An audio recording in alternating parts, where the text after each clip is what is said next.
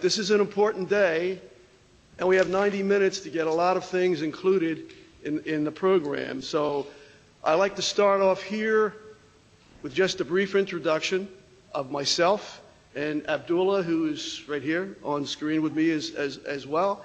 And then we'll do the same with the United Nations, same with Afat University, and we'll get the program started that way. We'll get to the UN presentations about 12 minutes from now.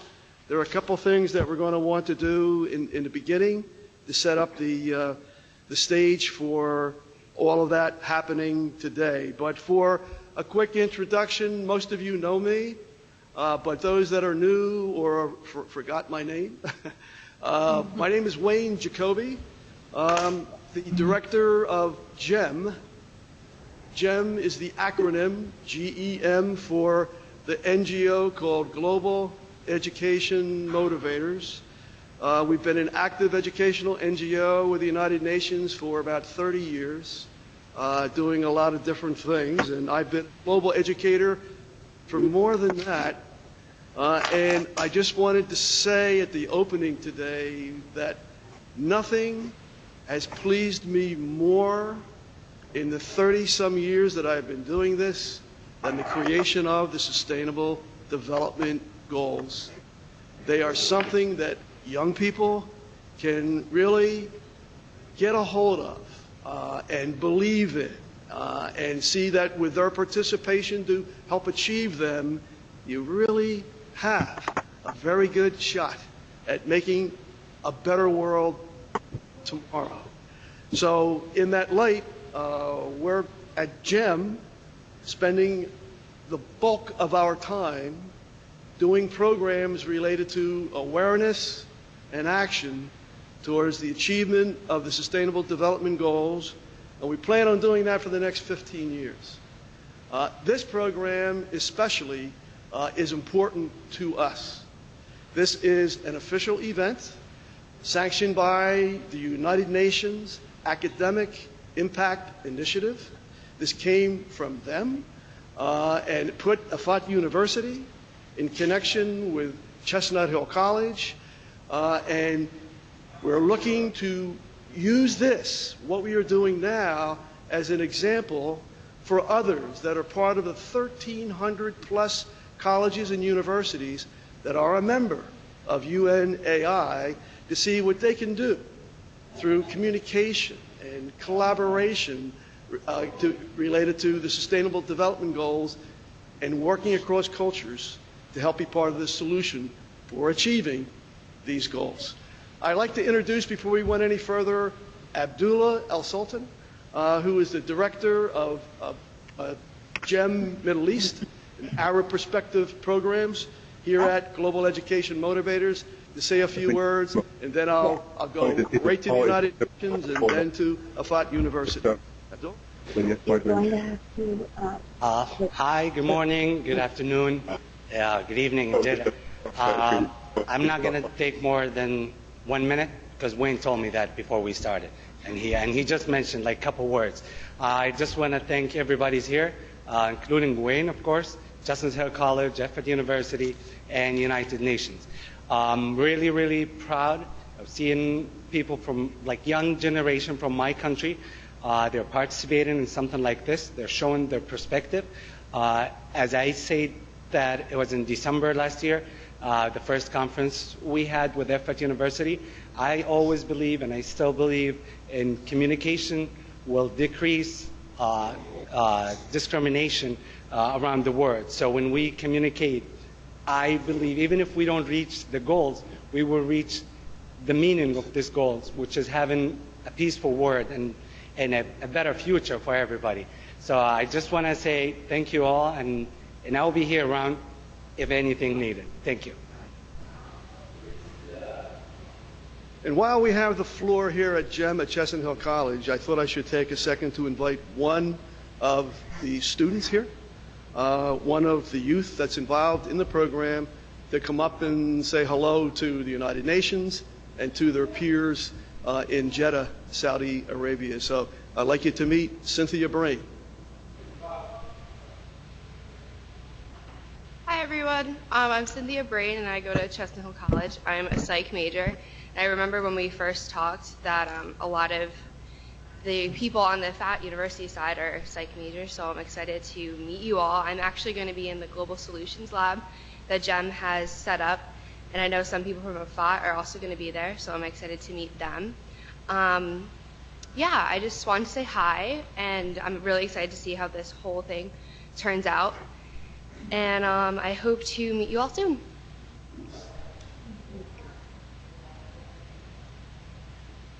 Thank you, Cynthia. And Cynthia is also taking on the responsibility of making a record of everything that's going on regarding this three-part series between Afat University, Chestnut Hill College, as part of this UN Academic Impact Initiative that connects two colleges together through the Sustainable Development Goals.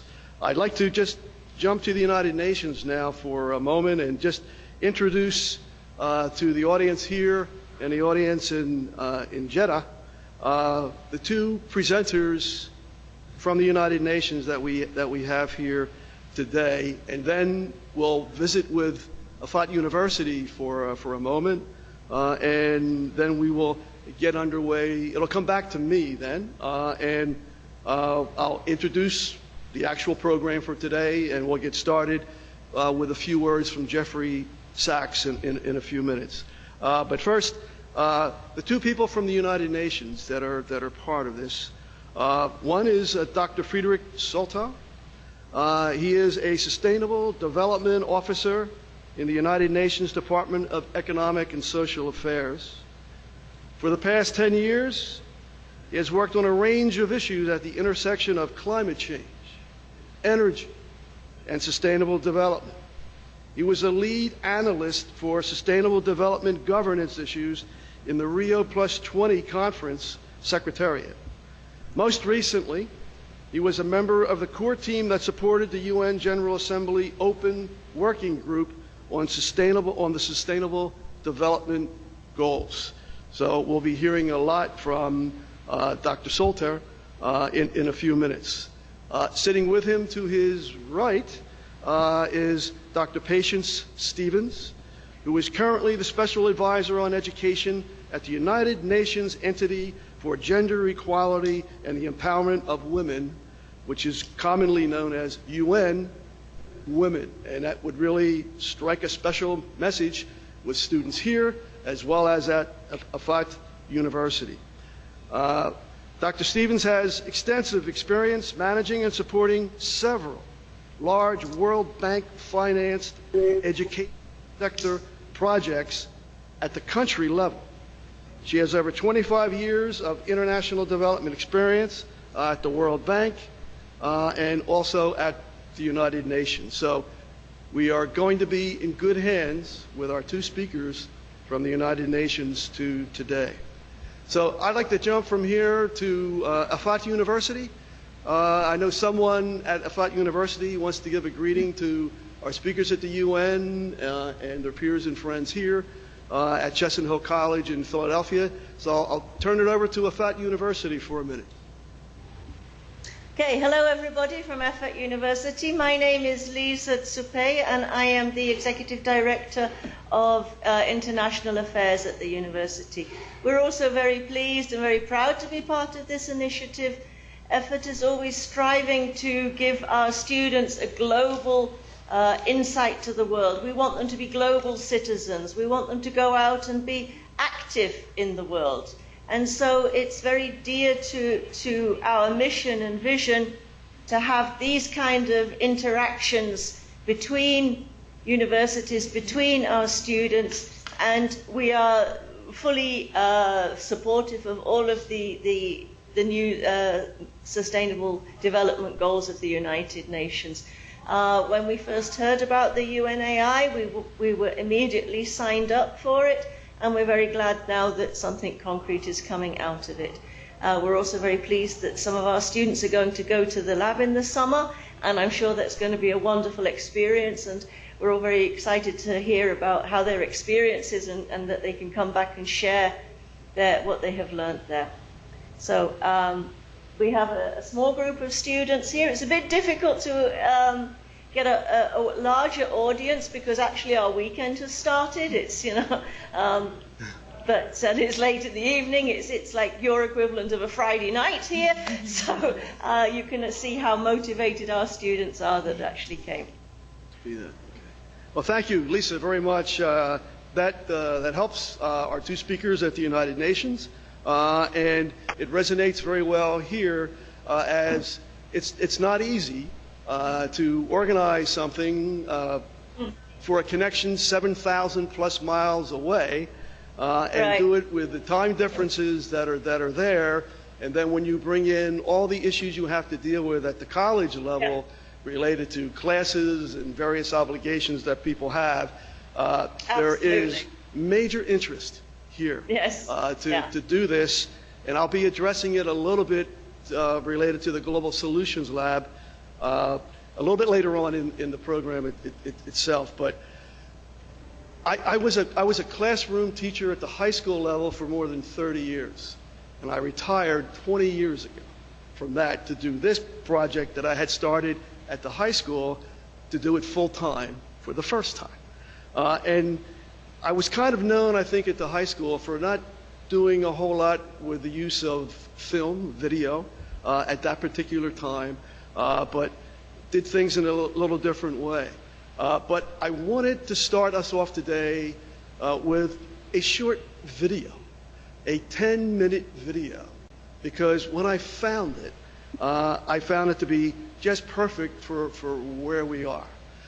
It was done in 2012, and again it runs just 10 minutes, and it has Dr. Jeffrey Sachs envisioning in 2012 what it would be like now when the new Sustainable Development Goals that were just coming out of the Rio Plus 20 conference, what it would be like in 20, and then through the post-2015 time period related to achieving the Sustainable Development Goals. And I think it'll be a very good lead-in to go to Friedrich and then to patients and have follow-up things with students from both sites after you have your remarks. But to lead into Friedrich first, I wanted to start with Jeffrey Sachs and what he was saying in 2012 regarding not only the Sustainable Development Goals, but also a new organization that was created at the time of Rio Plus 20. And it's the new Sustainable Development Solutions Network, which has major responsibilities related to sustainable development through the SDGs on a very large scale, and is a name that I think is familiar to students out of Flat University. And I know it is familiar to students here because GEM is a partner with the Sustainable Development Solutions Network, and so is the United Nations Academic Impact Group in New York at the United Nations. So there's a lot of resources that are there for the work ahead of what will be taking place between the two schools to help be part of the solution to achieving the SDGs. So let's take a look at this 10-minute clip, and then we'll go to the United Nations, and we'll start with Friedrich. No.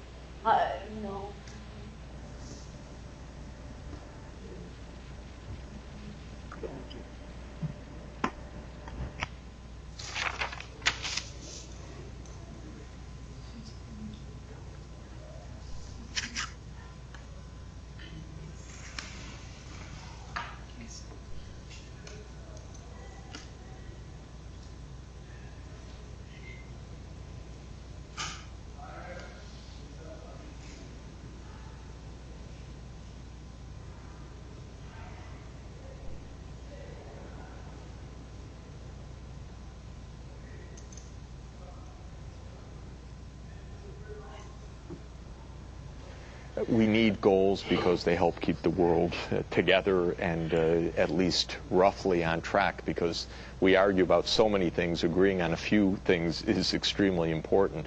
My own experience during the past decade as a special advisor to UN Secretary General, first Kofi Annan, now Ban Ki-moon, on the Millennium Development Goals, has really convinced me that having global goals to fight poverty, hunger, and disease has really mobilized action.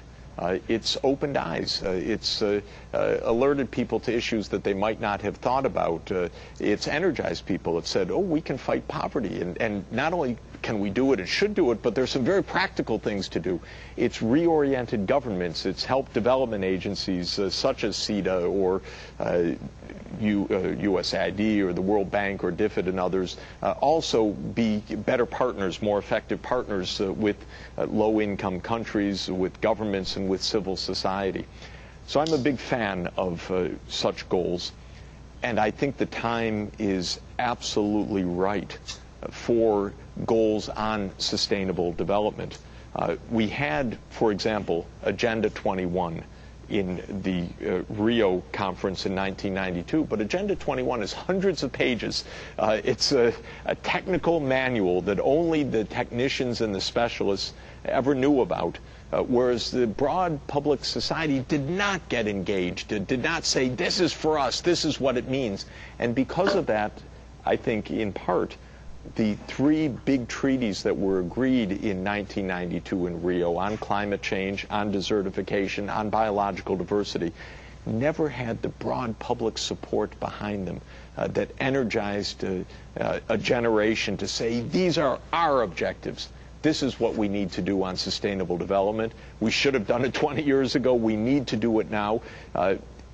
Things are more urgent than they were in 1992. We lost 20 years, in effect, to change the direction of the world economy in crucial areas and our own awareness and behavior. I think sustainable development goals in some form can help us to get back on track.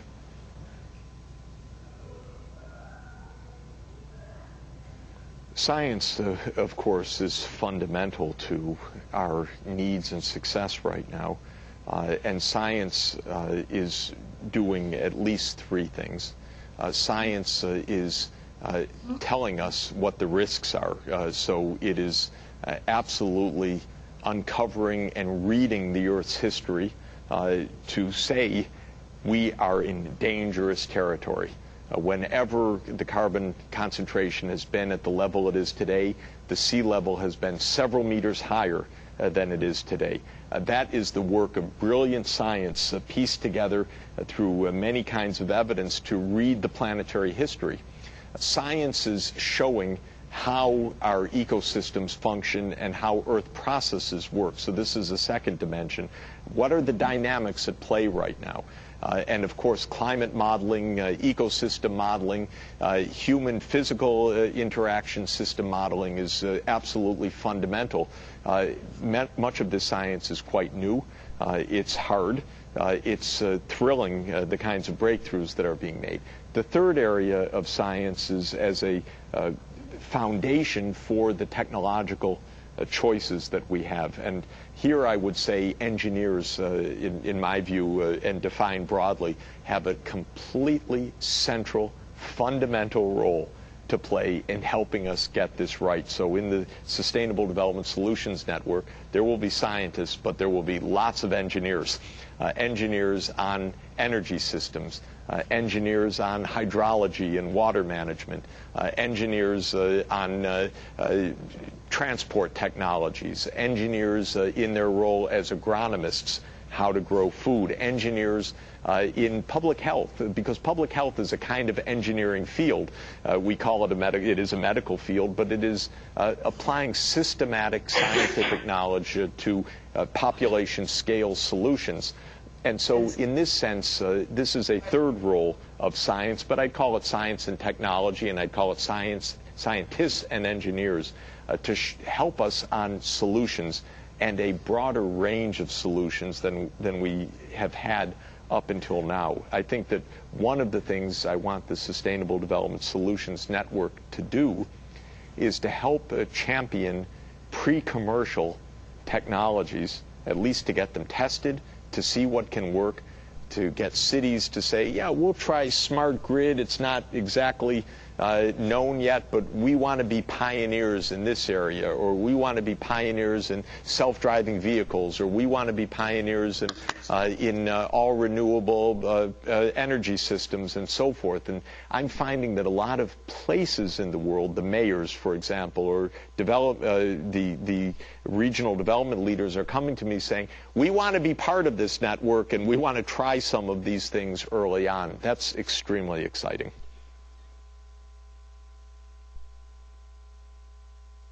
First, we need to reach goals. This is no simple matter.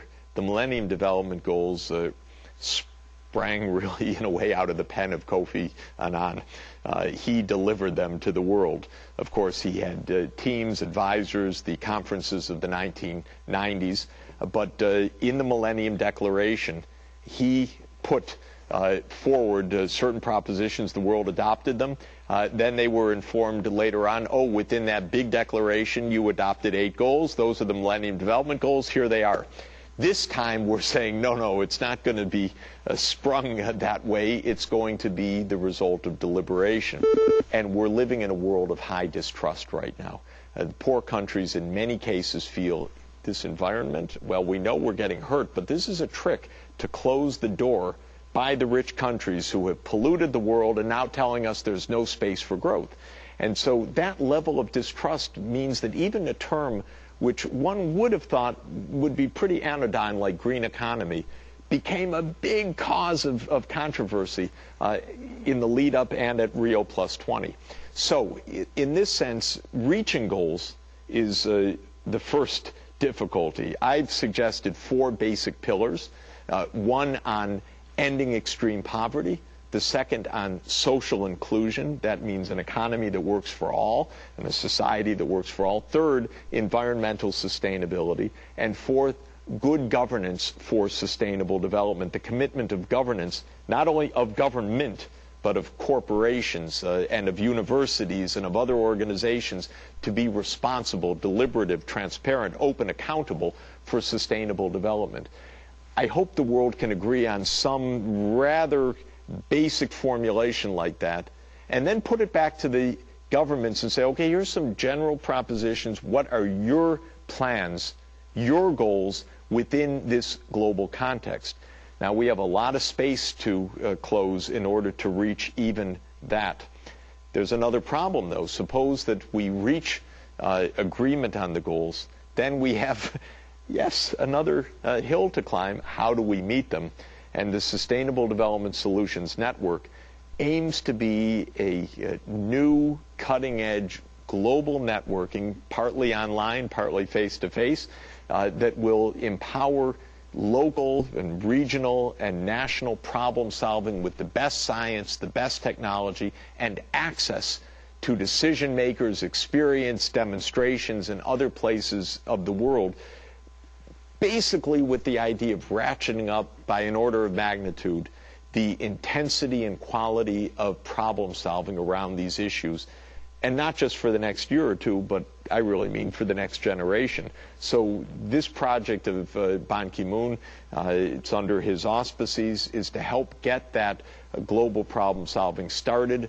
But certainly our idea is not a 1 or 2 year project, but to help put in motion something that for a generation provides a base for absolutely serious brainstorming, inspiration, and participation. I want to draw in students from all over the world.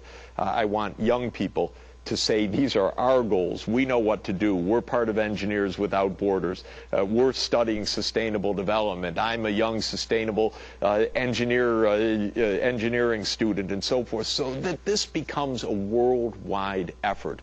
Because it can be as exciting as that. It can be an organizing principle for the young generation, and ought to be. This is their great challenge, and finding solutions is possible, hard, and I think also thrilling. A great possibility, and it's even going to be fun to do, because what human ingenuity can come up with is often absolutely thrilling. Friedrich, I'll turn it over to you in New York, and for the students at both sites, as we now hear from the United Nations regarding all of this. take some notes on it, prepare some questions, and be ready for questions and comments with the two UN presenters after they make their remarks. Friedrich, all yours. Thank you. Thank you very much, and thank you to you, Wayne. Thank you to our colleagues, academic and students in Saudi Arabia, especially to you in Jeddah. I'm very impressed that you've made time on the weekend. That's a good sign of commitment both to the students, of course, but also to your teachers and leaders at the school. I was recently, this last weekend, with my son, taking him to an academic thing organized on a Saturday. And it was good to see him going, and also good to see and realize the sacrifice and made by teachers. I think that's not to be forgotten. The teachers that are making these connections, that are helping make connections between universities and students so far flung across the world. So thank you very much to you. Now, those inspirational words from Jeff Sachs, a hard act to follow, but I like the fact that he finished on a very optimistic note in a sense. Because often the picture that's painted is very gloomy, and of course the facts on the ground are very stark, are very negative in many respects, but I think his go for it, can do message at the end is the one I think that's also in the Sustainable Development Goals, because as he mentioned, internationally often a lot of mistrust between nations, questioning whether we can accomplish what and tackle the challenges we have before us. And I think the Sustainable Development Goals are a testament to the fact that nations can come together, that they can set common goals, set ambitious goals, and do so on the basis of consensus. 193 countries coming together to set these goals based on consensus, and goals covering such divergent areas from poverty through health, energy, biodiversity, and then including governance and peaceful societies in Goal 16. So a really very broad spectrum of very challenging issues that we have covered in the goals. Now, a little bit about me. My name is Friedrich Soltau. I've had the privilege of working for the UN for the past 16 years and the past 12 years or so on the Sustainable Development Goals. And I had the fortune to work closely in the support function with the diplomats and policymakers who crafted the goals. And here I'd like to pick up, well, let's just situate first where the goals come in, because the UN is a big body with many different pieces, a big family with many uncles and aunts across the world doing different things in a sense. But our work is really in three main pillars. The one would be peace and security, so this is the role of the Security Council. The other one is sustainable development, and that's where we situate the Sustainable Development Goals. And the third would be human rights. In broad terms, those are the areas that the UN focuses its work on. And of course, as I said, many different bits and pieces, agencies, bodies, organizations that make up the UN system. On that, so just to see, so the Sustainable Development Goals really falling under the sustainable development field. And here I want to pick up something that Jeff Sachs said. He mentioned the Millennium Development Goals. Now, as we discussed, Sustainable Development Goals, looking forward, we need to see where do we come from. And as he said, the MDGs, the Millennium Development Goals, sprang from the pen of Kofi Annan, who was the Secretary General of the UN from 1999, I believe, until about 2009. During that time, it was sort of the origin of the MDGs. Now, the SDGs is something rather different, whereas the MDGs were essentially crafted by people at UN headquarters, UN staff members at the high level, drawing on development plans from the 1990s. The SDGs were the product of government deliberation and negotiation. So this meant these countries with very different interests sitting down over a period of some 18 months and crafting these goals, arguing, deliberating, learning about the situation in the world, learning about about poverty, learning together about the challenge of climate change, and then finally crafting over time these 17 goals. That's something new. And I must admit, when I began and we were sort of sitting with the diplomats and this process began, I really thought, how can those of us sitting there, and talented as the collection of people was, tackle such a vast agenda, trying to comprehend the best way, the best targets to tackle poverty, to develop a common understanding of the best way to tackle educational challenges, to understand the challenge of biodiversity and bring up the best targets we could. And somehow the wisdom of the group, in a sense, of that collective body, came out with a set of 17 goals, which maybe are not perfect, but are certainly very ambitious, a sort of a roadmap forward for all countries. There's something there for all countries. It's not determined by any one group or set of countries. They really are a reflection of the world's challenges as seen by the world, not by any one set of people, academics, scientists, but a broad cross-section of countries. And I must pick up here another point that was made about public engagement. You know, he mentioned something called Agenda 21, which is sort of the blueprint for sustainable development from the 1992 Rio Summit. And as Jeff said, that document, perhaps technically very sound, was not something that most of us outside of sustainable development or policy circles have ever heard of. Now, the Sustainable Development Goals in that sense are quite different. First, there was a lot of public engagement at the national level.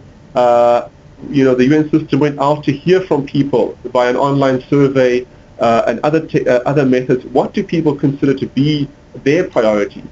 So it's a so-called My World survey, which went out and surveyed, actually, I believe a couple of million people to hear their response on their priorities. And during the crafting of the SDGs themselves, it wasn't just the diplomats who gathered here in New York. We had a large contingent of stakeholders, of civil society, the business sector, and others who participate actively in those meetings. They could sit in those very meetings and raise their voice and raise their priorities and develop documentation to feed into the process. So something characteristic of these SDGs was the very broad public and civil society engagement in the making of crafting of these goals. So that, I think, is a very important precedent in a sense, and that's something which, as we begin to implement, also needs to be there, because of course coming up with a technically perfect document is one thing, but what we want in the end is implementation and change on the ground. Those goals and targets are the means to real change, to transformative change, and that will be the measure of success in 2030. It will be the change we've achieved, not how well developed the goals were. So I think that's something which needs to be carried through. It's a sense that all the actors that were involved and others need to be brought in to make the change real. That the role of government is of course to lead, sometimes from the front, sometimes from behind the scenes, create the conditions for others to step in and participate, whether that be the civil society, give them the freedom and the means to influence the agenda, the implementation agenda for the business and corporations to step in and change their practices and contribute to sustainable development. That's all part of the implementation agenda. So I wanted to also say a few other general points about the agenda. The one is universality. Something which Jeff didn't mention, but which is very important to understand, is that the MDGs were essentially a agenda of development cooperation. So in a sense, framing the relationship between donor countries and recipient countries, beneficiaries, between the North and the South, and seeing that was the broad framework of the MDGs. That's where they came from. And the SDGs are something quite different. So it's no longer about helping low-income countries achieve development gains. That's part of it too. So let's say goals 1 to 6 basically recapitulate the MDGs, poverty, health, education, gender equality, but we go well beyond that to fully incorporate the environment, to fully incorporate concerns about the economy. So these goals apply equally to all countries. All countries have something to do here. It's not about just achieving development in poor countries, but it's about changing the way we consume, the way we produce, the way we relate to our environment in all countries. So that's something which is quite unique in these goals, and something which countries are grappling with. What does this mean for them? How do they change their policies? How do they incorporate these goals into their national policies? That's one very important takeaway, that that the agenda is universal across all countries. Another part is something which you'll find in the wording of the document is this concept of leave no one behind. The idea that when people, development practitioners look at meeting goals, they look, well, have we met it on aggregate? If we say we want a 20% reduction in poverty or halving of poverty, have we achieved that? But the sense of the SDGs, we need to drill down and look deeper. Have we met not just the average, but who have we reached? Have we had the easy wins, the low-hanging fruit, meeting those at the targets where it's easy to bring education, to bring energy, to conserve biodiversity, or have we gone to look at the cases that are harder, reaching those that are further behind? So the agenda also has the notion of reaching the furthest behind first, looking at those that are most vulnerable, that are most marginalized, and making sure that this agenda works for them. That's a key component, something again which departs from the MDGs. And there's this notion of looking at the most vulnerable, of going beyond averages, is very strong in the SDGs. Another more general overarching point I want to mention is that, perhaps without being unfair, the MDGs were looking at the symptoms, and remarkable in a sense for highlighting the continued existence of extreme poverty. So most people would say that after the MDG experience, the idea that extreme poverty is acceptable is out. That kind of create, I think, a moral consensus that the international community has to tackle extreme poverty. Also moving things forward in relation to education, moving things forward in relation to gender equality, but in a sense looking at the symptoms but not looking at the causes. And I think the SDGs go beyond that, and this is the pressure from countries, especially in Africa, to say, and other parts of the world, yes, those are the areas where poverty is deepest, where we have the largest backlogs in terms of health, but why is that the case? Why is that the case? So saying that we need to spur economic development, we need the creation of decent jobs in order for countries to pull themselves out of poverty. So the SDG agenda also looks at the causes and tries to address the frameworks which are responsible or which are behind the continued existence of poverty and underdevelopment. That's another difference, that countries say, look, we want in their goals about jobs, we want in their goals about industrialization, we want a goal on inequality, to look at the broader causes of poverty and underdevelopment. Now I will just say one or two more things, because I think the brief from Wayne was to give a broad overview and leave sufficient time for questions and responses with the students. I want to mention one last piece, which is really that this agenda brings together, of course, the social dimension, which we understand to be the concern about poverty, health, and education, which is very strong in the SDGs. It adds to that the dimension of the environment.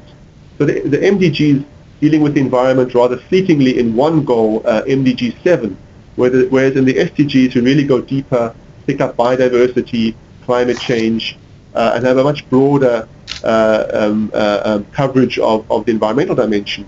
And as I said, the SDGs also look at the economic dimension, concerns about jobs, economic growth. And lastly, Goal 16, which for me is a real innovation, one of the real innovations in this agenda, is bringing in the notion of peaceful societies and the rule of law. Because, we recognize that development is difficult without peace. Countries in conflict can't develop, or they can't sustain their development gains without peace. Without the rule of law, without the consistent application of fair laws, it's difficult to sustain and develop. So that was I would say the hardest fought part of this agenda was trying to find a place for these ideas, and they found their home in Goal 16. So the idea really marrying together development concerns with recognition that we need good governance, the rule of law, and peaceful society. So that, I think, is a real innovation in this agenda. And lastly, Goal 17, which really speaks to the fact that we can have lofty ambitions but we also need the means to implement them. So talking there about the need for assistance, financial, technical, and capacity building to realize this agenda on the ground. Now I will leave it there, and I look forward to your questions and discussion with you, and I will hand it now to my colleague, Patience.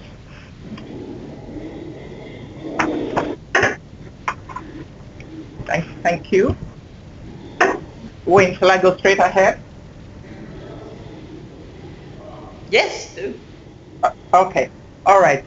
Thank you all very much. And as somebody who works on education, it's so nice. I feel really great to be talking to groups of students, especially two different parts of the world, and sharing knowledge about what the UN does, and especially on such an important agenda in which education features very, very strongly.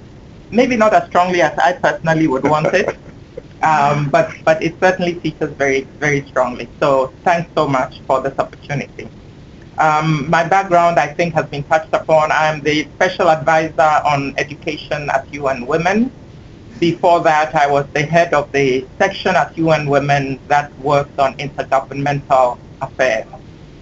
I'm from Ghana, originally from Ghana, still from Ghana. And I've been in the UN for a couple of decades, let's put it that way.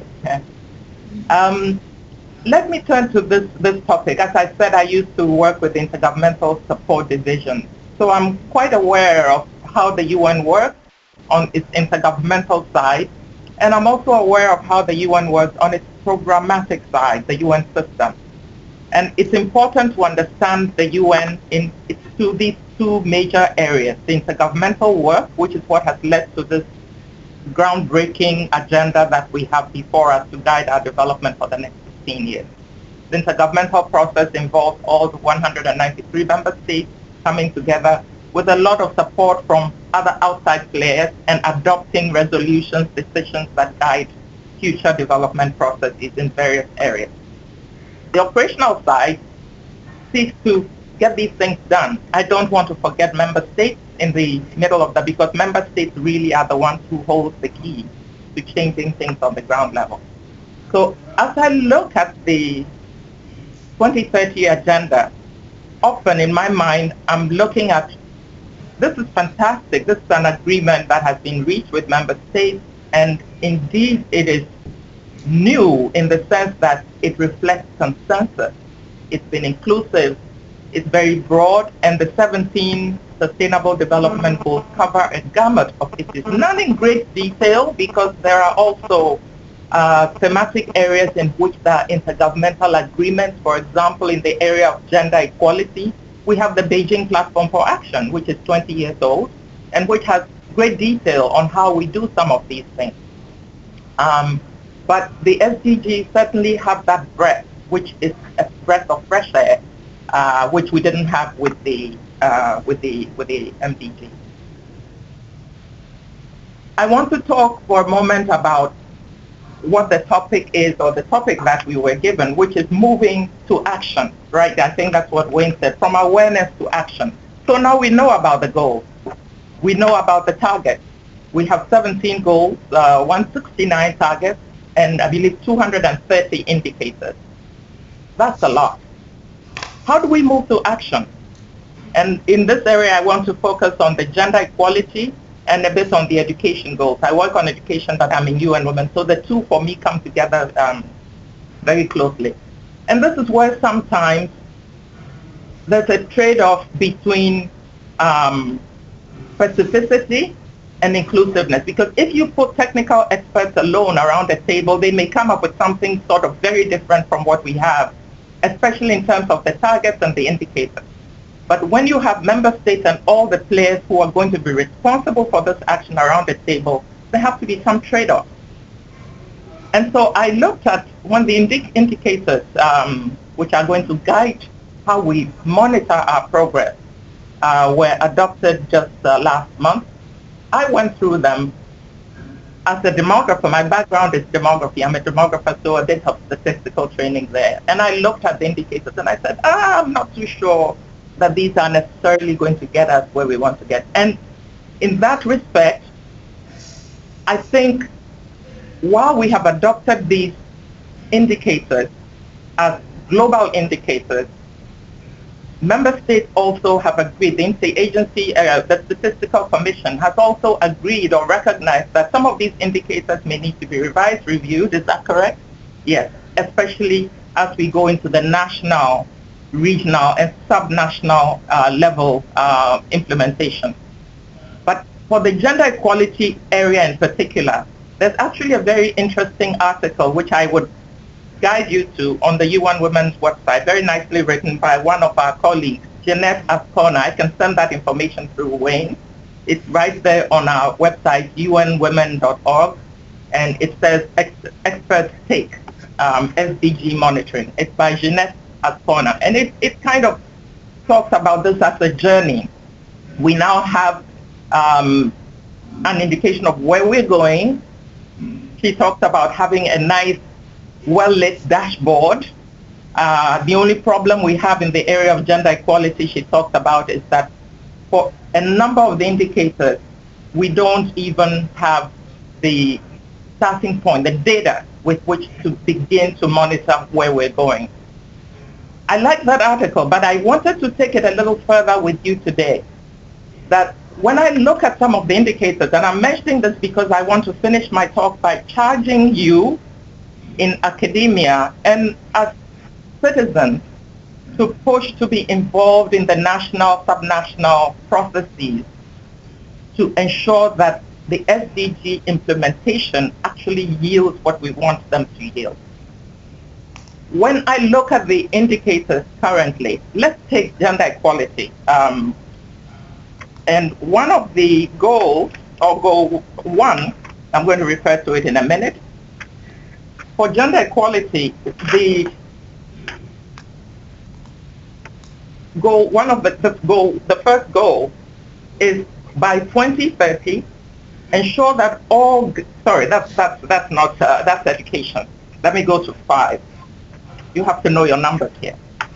The goal is to achieve gender equality and empower all women and girls. And 5.1 target is to end all forms of discrimination against all women and girls everywhere. Okay? So when I take that and I look at the indicator says this is how we're going to measure where we're going. Okay, and look at it in the manner in which this article is written. We're in a car and we're going a distance. We want to know whether we're getting there. So in order to assess whether we're ending all forms of discrimination against all women and girls everywhere, the tool or the indicator is to assess whether or not we have legal frameworks in place to promote, enforce, and monitor equality and non-discrimination on the basis of sex. This is important, but from the statistical point of view, when I look at it, I know there is some fine-tuning that will be required at the national level to be sure that in this fancy vehicle in which we're in, high-powered, what we read off the dashboard is actually indicating what we want it to read. So when it tells us our oil level is say 50%, it's giving us the oil level and not the fuel level. And I think this is one message we ought to keep in mind as we go through the entire set of goals, targets, and indicators for the next 15 years. This is fantastic work, especially in the area of gender equality, which the 2030 agenda keeps at the heart of its its goals. It actually, you find that gender equality is mentioned almost as a embedded goal for the SDGs, unlike all the other areas. So we need to make sure that we're actually getting what we want to get. Gender equality is one of those areas that is difficult to assess. We keep saying no country in this world has achieved gender equality. That is the case. No, because we continue to have violations against women and girls everywhere. How do we assess when we're actually there? So in your academic work, it would be helpful for you to look at issues like this. What are the measures that we need to develop to truly ascertain in my country, in your country, and elsewhere, when and how we are approaching this goal of ending all forms of discrimination against women elsewhere. It's not enough to just determine whether frameworks are in existence, because they may be in existence, but we know too often that the fact that frameworks and even laws are in existence does not deter people from violating them. In fact, in many countries, these laws are in place, but they are totally ignored. Or especially in the case of violence against women and girls, the rules are on the books, the law is on the books. However, when men violate their spouses, the wives, and they're brought to court, they get a slap on the wrist. They do not get the full ramifications of the law. So that's very important. So I wanted to mention this measurement issue at once. Secondly, I want to go to the area of education, which of course is the area in which I focus, and because you are also in education. The education goal for me, and I know other areas will argue the same, is perhaps the most important of all the areas, because without education, we're going nowhere with the other goals. And this is something that the Beijing Platform for Action actually embedded in its heart, that education was essential to eradicating violence against women. It's essential to ensuring that we end all forms of discrimination against girls, and so on and so forth. The goal 4 is therefore broken, or it covers a whole range of the education areas. And if you look at the goals, the target 1 deals with completion of primary and secondary education. Target 2 deals with early childhood education. Target 3 deals with technical and vocational and tertiary education. And this was a welcome addition in the SDGs, because for too long, the push has been for girls to go to primary and secondary school, and we're not even getting enough girls to complete secondary school. So to have tertiary education added in the targets of the SDG is very, very important. The target 4 is on skills development. In UN Women, our work shows us that unless we ensure that girls and women get the skills that are needed to get them into the labor market through education, they're not getting anywhere, because for today's world, skills are what will enable girls and women to get into school, and for the disparities in earnings, the disparities in access to quality jobs be reduced. Now, target 5 is actually on gender equality. So this is where goal 4 and 5 really come nicely together. But I must say that all the targets for education require disaggregation between girls and boys, and with emphasis on girls and boys. Then we have numeracy and literacy. And then we have target 7, actually, which is the one which I call a portfolio of issues, because that deals with sustainable development, but also with issues of peace, and also with global citizenship.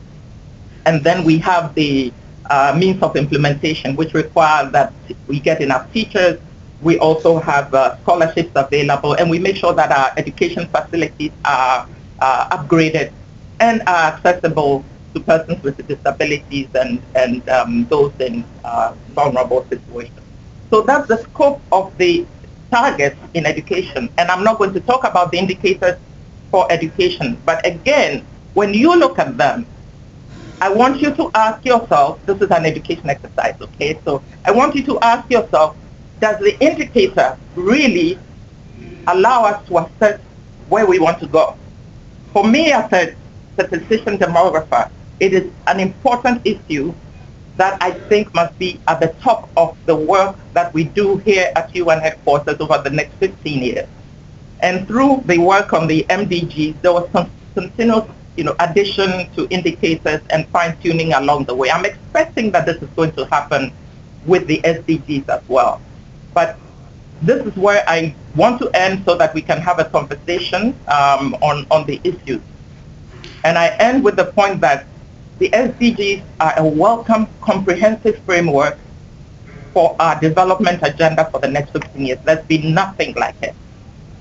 It has brought together partners from across the spectrum, private and civil society, the private sector, governments, the entire UN system. And we need to communicate what is in these goals and targets to the world out there.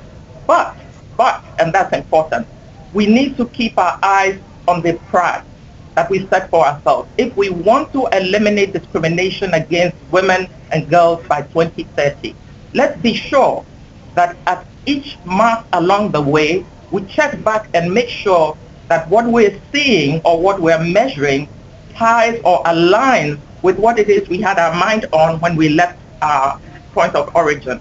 Because it's way too easy to forget where you're going halfway down the line and start measuring things which perhaps are not giving you any indication of where you want to go. So that's where I want to end, and hoping that there'll be questions on some of these issues. Thank you. Thank you. Thanks, both of you, Patience and Friedrich, for that. It's been mentioned a number of times that we're moving from awareness to action. And as a global educator, as an educator, period, education that both of you are talking about as being so important related to understanding what the Sustainable Development Goals can do, it would be a crime, really, to have that awareness and not take it and use it to be involved, to be part of the solution. And that's a very key part of where we want to go, to move from where we are right now related to awareness and get to action. And when you look to do it related to the Sustainable Development Goals, they're complex, yet they're simple. But when you have an area of interest that you would have for dealing with education, gender equality, climate change, whatever it would be, there's a lot that'll be intertwined with other goals. There'll be a lot that's there that you need to get an understanding about. And what we are looking at in this particular project as an important piece to move forward with these different things into action is to take the time to do it across cultures and broaden your perspective on these various issues so you can learn from each other. And in the process of learning from each other, there's a very important tool that all of you really need to have and use all the time, and that would be listening. So we all have an agenda. And with that agenda, we want to be heard related to what we feel is important to be done, but we need to listen to others who have different perspectives on things from where they are, their experiences in life. It can be different than others would have. And we're looking at the global concept here of all of that. So that's another added piece that's attached to these 17 goals and the various pieces that are attached to each one of them. I'd like to get us started now by inviting Afat University with questions. If you had one or two, we could start with you, and then we'll bring it back over here. And when it comes back over here, anyone with comments or questions could just come right up here to the podium, to the microphone, and address your question or comment to our two presenters from the United Nations. But let's start out in Afat University with some of the students from that institution. Hello, everyone. Again, we'd like to start off by thanking you so much for this amazing opportunity. And we are truly honored and ecstatic and very excited to be a part of this and have a say in this in any way possible. Firstly, I would also like to, as Mr. Wayne mentioned last time, we'd also like to, on a side note, congratulate Abdullah for his daughter. Many, many congratulations to you and your family for a wonderful daughter.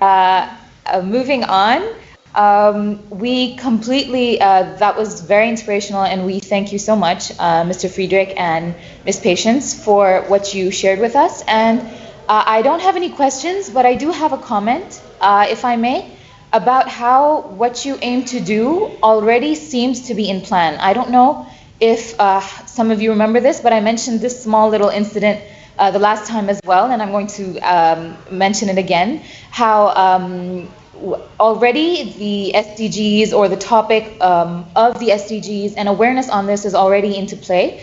The small example that I gave is how the slogan, you could say, is leave no one behind, and the incident that I shared was I'm originally from Pakistan, and over there I was part of a Model United Nations who actually had their conference this January, and their slogan was leave no one behind, and they marketed it everywhere, and they were basically upholding the same flag that all of you over there are basically trying to carry forward.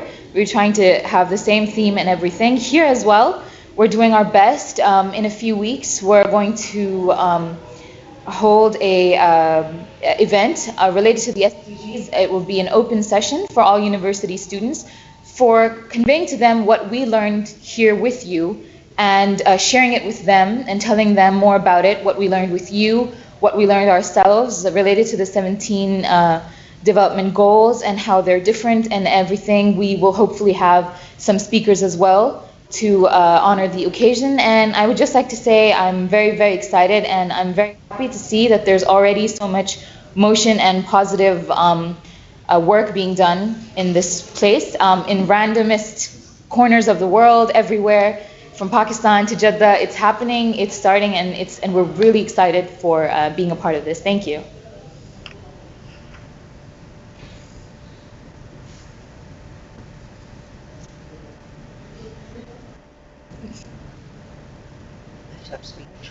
Any other questions or comments from FH University? No, that would be all. Do you want to say something? Yeah, I just have one comment that we found this very interesting and inspirational to be able to contact and have these debates with Chestnut Hill, and now also with you directly. We were wondering if, like, as a next step from here, and well, let me backtrack a little bit.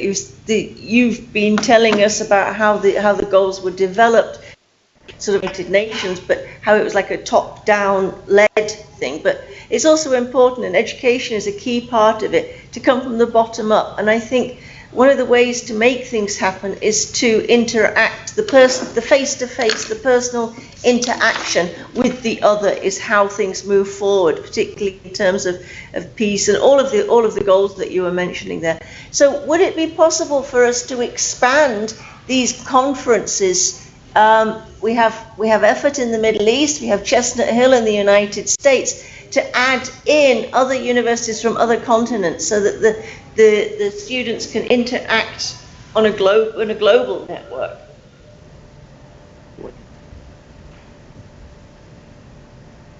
I can address that a little bit if you want with that. It certainly is an important component that the UN Academic Impact Group, the Secretariat, is interested in doing, and in combination with what Jeffrey Sachs was talking about earlier, and I mentioned briefly, the Sustainable Development Solutions Network. There are a lot of things within that at the college and university level. If you go to their website, you'll see that they have an International Youth Conference that they've set up now for each year, bringing people together from different parts of the world. That would be a very substantive thing to do, or minimally make use of the resources that they have in combination with other things as you pursue within those 17 goals areas of special interest to you to be part of the solution. And in doing that, I think it's good to be aware of the targets that are attached to, say, it's education that's been mentioned a lot, especially by patients. Related to education and the targets and the indicators. There's a lot to understand about what goes on over the next 15 years that is very, very encouraging towards success in being able to do this. Building on what started with the Millennium Development Goals and adding a lot from those early experiences of the first 15 years. And now I think before the two schools go much further together related to the SDGs to be part of the solution, you get a better understanding of things related to the process that's there at the United Nations that all the member states have voted for, and the idea to fund it over the next 15 years, even though there isn't money there yet to do that, there's still, I believe, unanimous agreement in order to do that and find it along the way. So the member states have made the commitment, but for that commitment to have the results that all of you at your young age would want for 2030 in the prime of your life, you need to get to work to be part of the solution to make sure that those goals are followed up on and they do happen. I don't know if our two speakers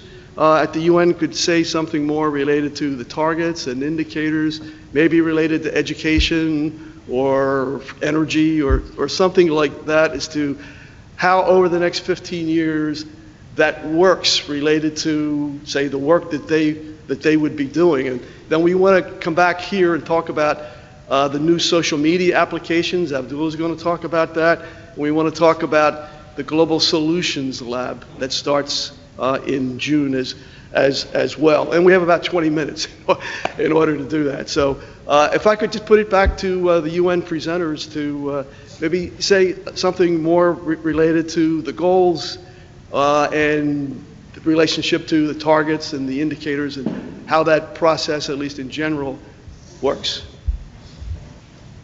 Let me, sorry, just, Fred is probably going to give you more of the intricacies of the workings, but I wanted to respond, I believe it was to Lisa's request to enlarge this group. I think it's essential because through the MDGs and the work on the SDGs, in my interaction with young people, and I make it a habit to ask students in this New York area whether they know anything about Beijing Platform for Action, the Millennium Development Goals, and the whole post-2015/2030 agenda. And it's amazing how many do not. It's shocking how many go through a 4-year college and come out and in a good school and have very little knowledge, if any knowledge at all, about these, what for us are major intergovernmental processes that are supposed to guide global development, in this particular case, over the next 15 years. We are applauding and lauding the process for coming up with the 2030 agenda, and we're excited within the UN, and we're having a whole lot of discussions within the confines of the UN and with member states as well. But young people, unlike you, who are lucky to be here and whose schools have made this possible, are the exception. So we have to find a way of enlarging this group, and congratulations, Wayne, for pulling this together, but I certainly think there has to be a way to translate this into action by bringing in the young people who will be at the heart of this process for the next 15 years. They're going to be the adults who are going to be at the heart of development in 2030. So if we don't get them to know now what this inclusive group, we're calling it inclusive, but we have to remember that our young people, take an average 18, 20-year-old in a university, what do they know about the process? And it's incumbent upon us to make sure that this happens. One of the ways to make it happen, again, talking about education, is for us to find a way to get a course, some curriculum immediately instituted, or some way of building a class or two on the SDGs into every academic, certainly tertiary education institution's curriculum. It should not be an option, United Nations studies. No, this is not about the United Nations. It's about the world. And for that reason, I think we have to work very, very hard to get all tertiary academic institutions to build this into their work. I'm talking tertiary, but we have to find a way to simplify it so that our younger students are also aware that this is what we want the world to be in the next 15 years, because we want to develop global citizenship in the next 15 years. Thank you. Yes, let me add a couple of points, but first to say very encouraging to hear about the the conference you mentioned in Pakistan, the UN model UN, and also your work at Jeddah. That's exactly what we want to hear, because at some level we are very, very far here in New York, very sort of rarefied, if you will, atmosphere, and often diplomatic speak and documents being developed. But it's very nice to see the circles being closed with action on the ground, and also understanding and discussion, because this is a framework, but it needs to be debated, to be argued. The idea also is that these goals have been set at the top, yes, the targets, yes, the indicators, yes, but adaptation and integration into what governments see as their priorities, because of course with 169 targets, every country is not going to focus on every single target equally. We do say that these are indivisible goals, they're one set, but the reality is that countries at the national level need to set priorities. And the key thing is when they do that their citizens, their technical experts look and debate and see, okay, where does this fit into our plan for the future? That's really key, and I think it's super encouraging to hear that it's being taken up, and I really applaud you and hope you take it further. And as I said, if there's critiques or open, that's all the more. We need, and especially academic institutions, robust debate on all facets of this agenda. Another point I'd like to mention more general in the line of what Wayne said is, okay, we've got something now, but we need to follow up and we need to review. We need to hold our decision makers accountable. And at the international level, that's something which we're doing through a body called the High Level Political Forum, which is going to review how countries are doing on meeting this agenda. And one exciting part that I'm involved in personally is the idea of countries coming forward to volunteer and present how they're doing in implementation. Now, internationally, there's no international policeman. Things are based on consensus, so you can't force countries to do things, and that would be against the notion of sovereignty and so on. But leading by example is very, very strong.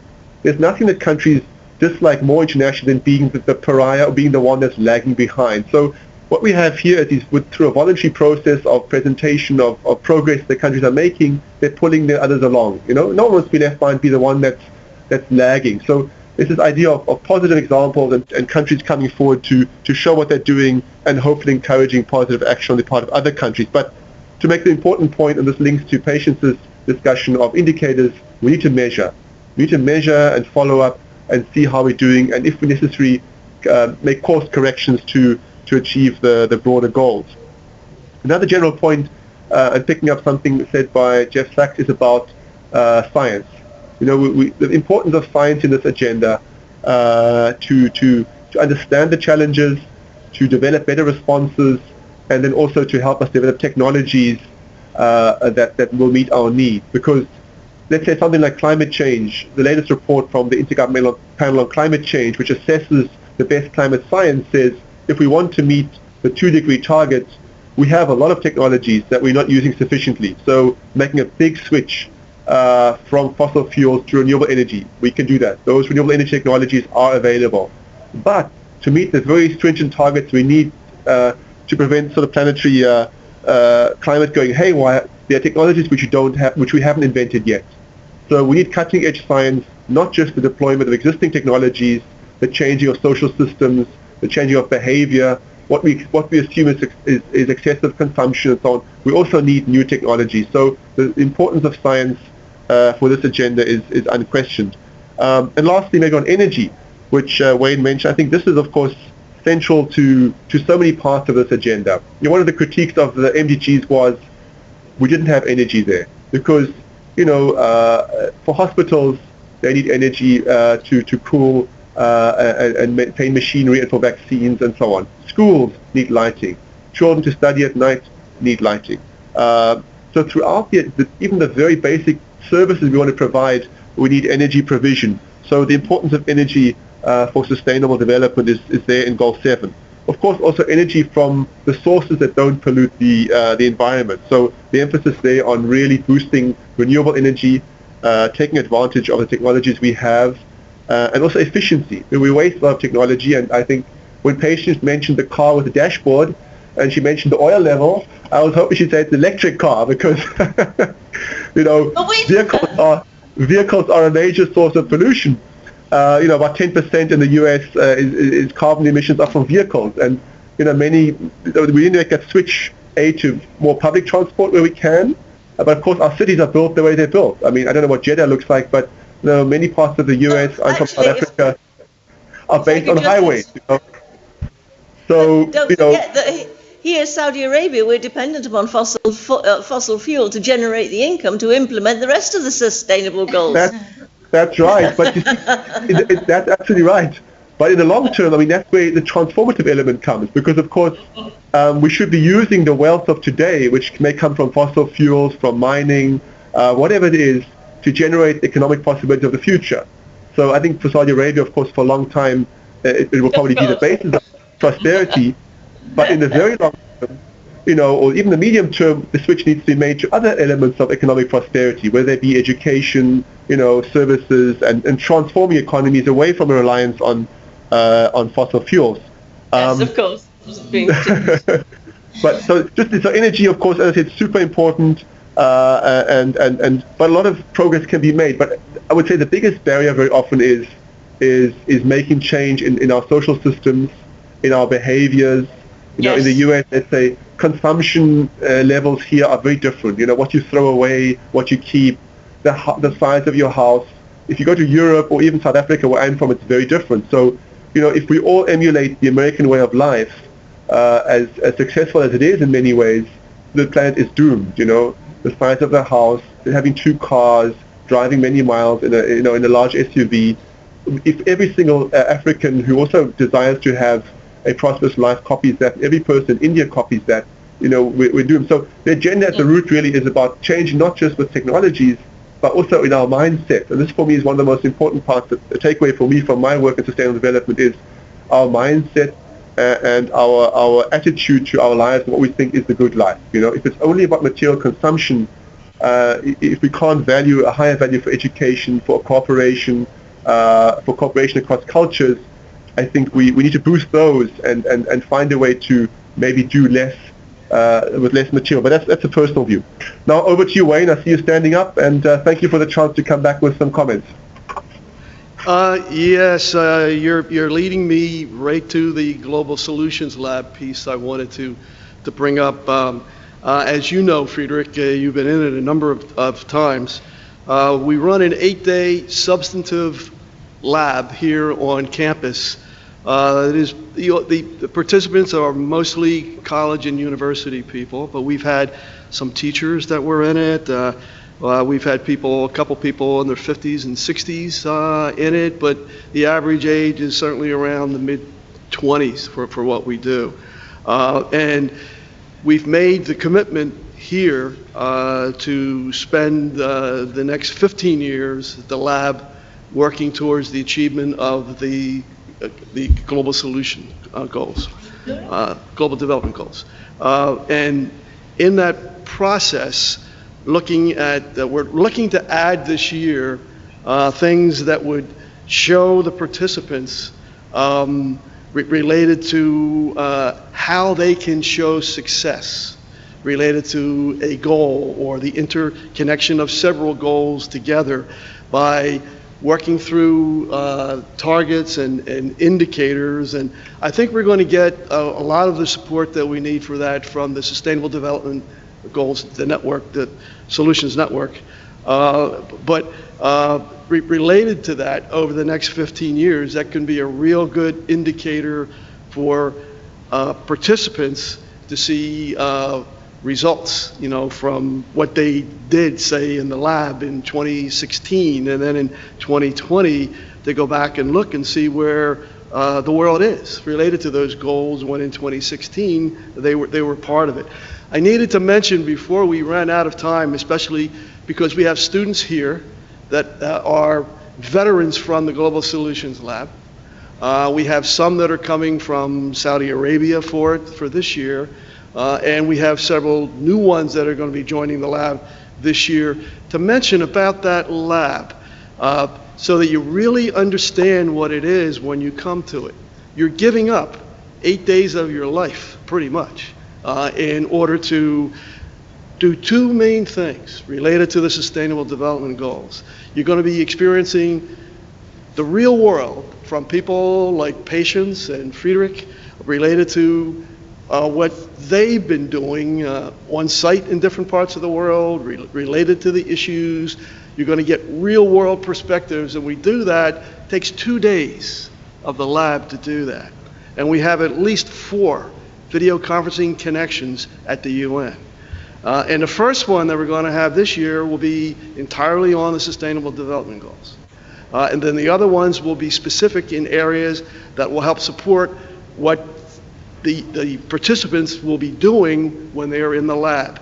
When you come for 8 days, you're giving up anything outside. You can't, if you live here, you can't have a part-time job. You don't see your boyfriend or your girlfriend. You're going to be here 10 hours, 12 hours every day.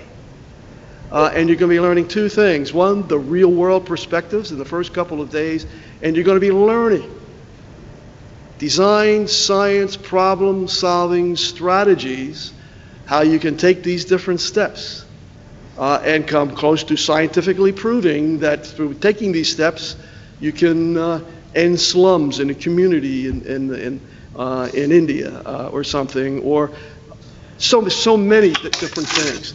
And we're going to be tying these to the Sustainable Development Goals. And this year, for those at FAT University, we have about 55 people who have registered from more than 10 countries. I think we're 12 or 13 right now. So it definitely is an cross-cultural experience. We're not going to be accepting all of them.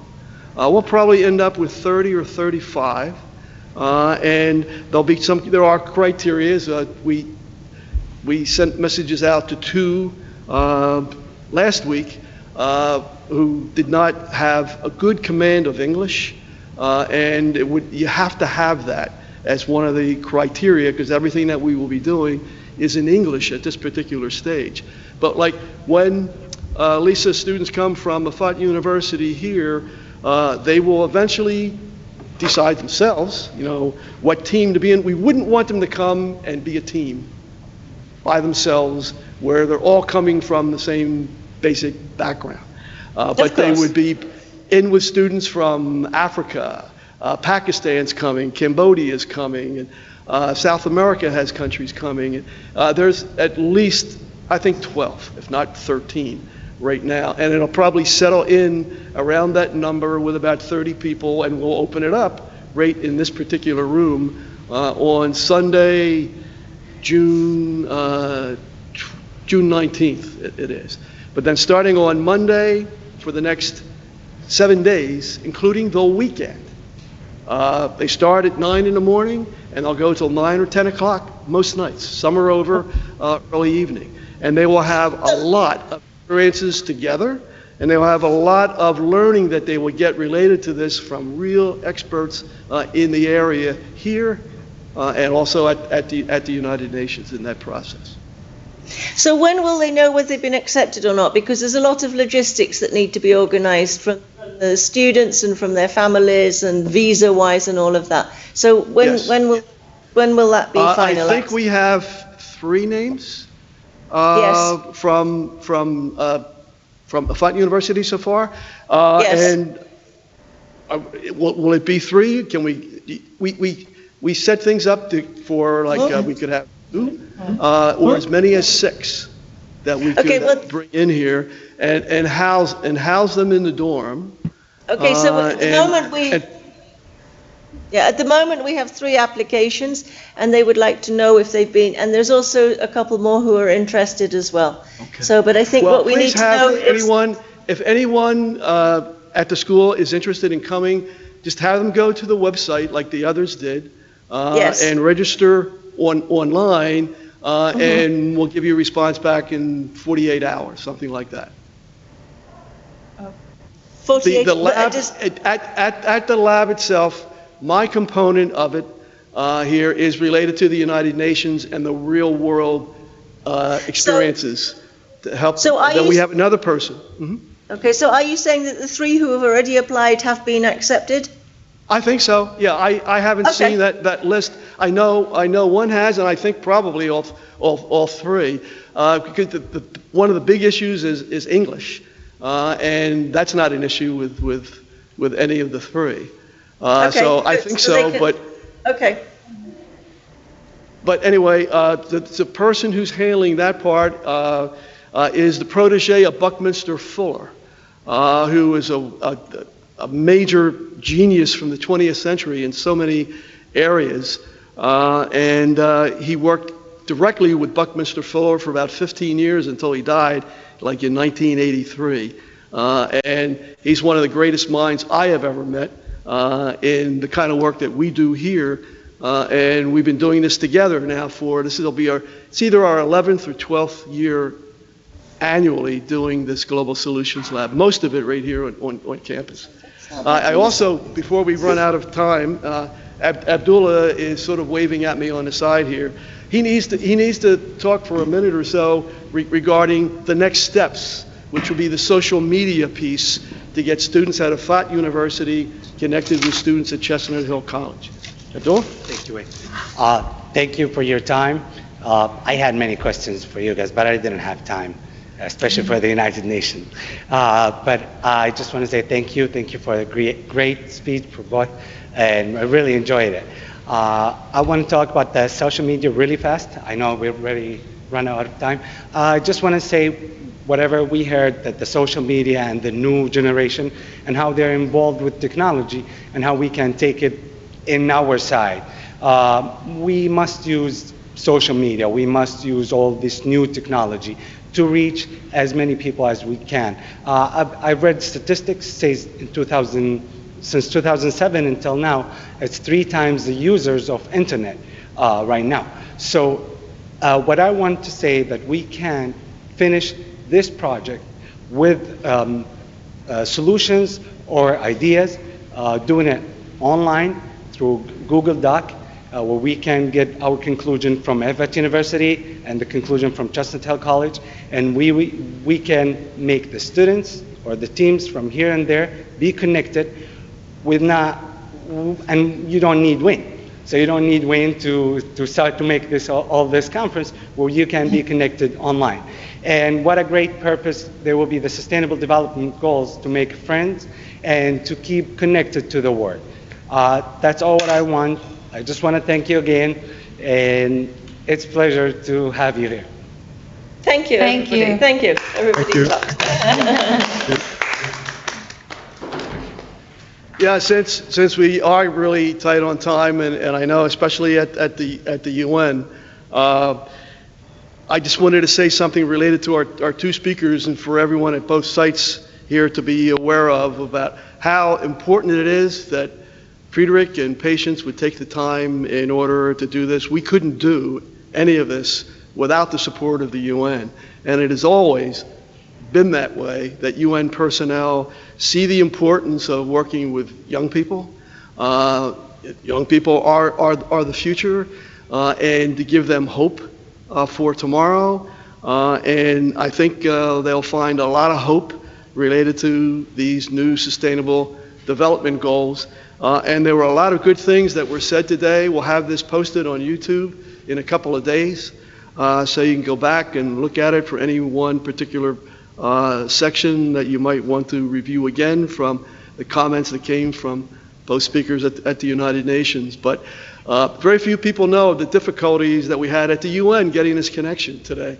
Is Issa Hastings in the room? Is she there No, right now? she's not. But we'll also thank her from our side, Okay, also for you. please do that. But we had difficulties getting the kind of room at the UN in the time frame that we needed, using the kind of equipment that we wanted today.